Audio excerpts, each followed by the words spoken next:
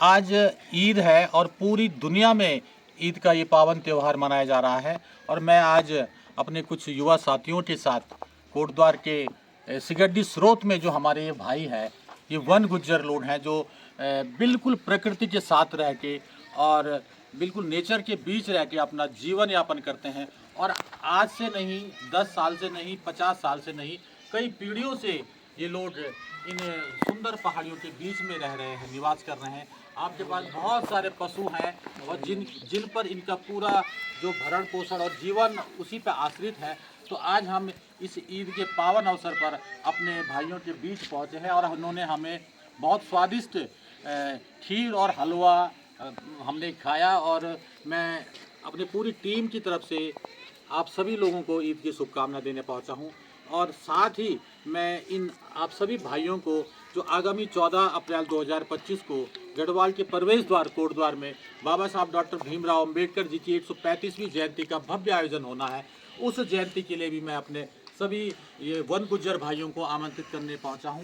ये गढ़वाल का प्रवेश द्वार कोटद्वार है। ये लोग सदियों से यहाँ पे निवास कर रहे हैं, लेकिन इनकी बहुत सारी ऐसी जटिल समस्याएं हैं जिनका समाधान आज तक नहीं हो पाया। और राज्य बनने के 25 वर्ष बीत चुके हैं, लेकिन ये वन गुज्जरों की समस्याओं के समाधान के लिए किसी भी सरकार ने आज तक कोई ऐसी कार्य योजनाएं धरातल पर नहीं लाए जिससे इन लोगों के जीवन स्तर में सुधार आ सके, इनके छोटे छोटे बच्चों को अच्छी तालीम मिल सके, अच्छी स्वास्थ्य सुविधाएं मिल सके।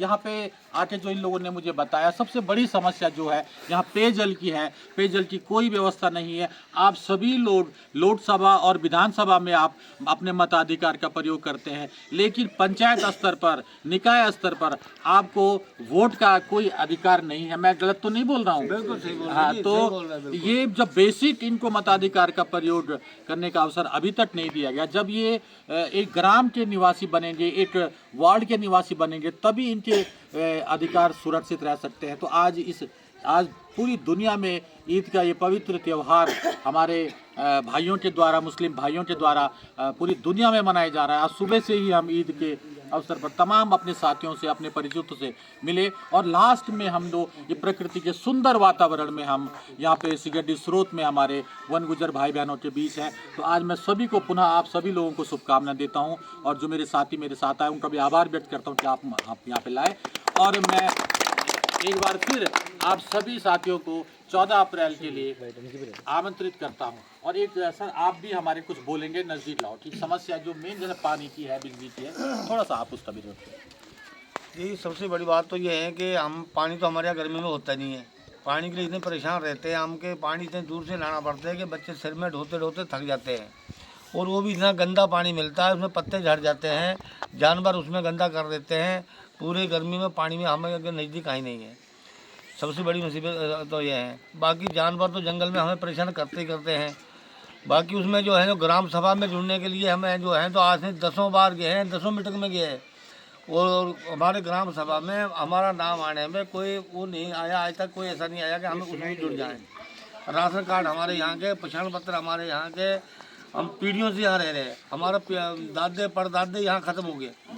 मगर ये है कि ये हमें ये समझ नहीं आ रही, गाँव हमसे यहाँ से ज़्यादा आप देख रहे हैं 1.5 किलोमीटर होगा यहाँ, बल्कि उसमें ग्राम सभा में नाम नहीं हमारा।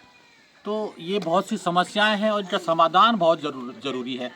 ये देश हम सबका है और मनुष्य होने के नाते, चाहे मनुष्य जंगल में रह रहा है, चाहे शहर में रह रहा है, चाहे गांव में, उसे अपने जीवन को जीने के लिए वो तमाम ज़रूरतें चाहिए होती है जिससे मनुष्य का जीवन सर्वाइव हो सके। बरसात आएगी तो नदी का इतना नदी का खतरा। तो हम शासन और प्रशासन से ये मांग करेंगे आप सभी लोगों की तरफ से कि आपकी तरफ भी ध्यान दिया जाए, आपको भी एक मनुष्यों के जो जितने अधिकार हैं वो दिए जाएं। तो इसी के साथ पुनः आप सभी लोगों को ईद की बहुत बहुत शुभकामनाएं। और मैं आपको आमंत्रित करता हूं कि 14 अप्रैल को आप 2025 को बाबा साहब की, डॉक्टर भीमराव अंबेडकर जिन्होंने इस देश का संविधान बनाया, हम सभी लोगों को अधिकार दिया, उनकी जयंती के अवसर पर आप लोग नगर निगम क्षेत्र कोटद्वार में जो राजकीय प्रेक्षागृह है उसमें आप सम्मिलित होइए। 10 से 2 बजे तक ये कार्यक्रम चलेगा। दिन में का हम सामूहिक भोज भी वहीं पे व्यवस्था की गई।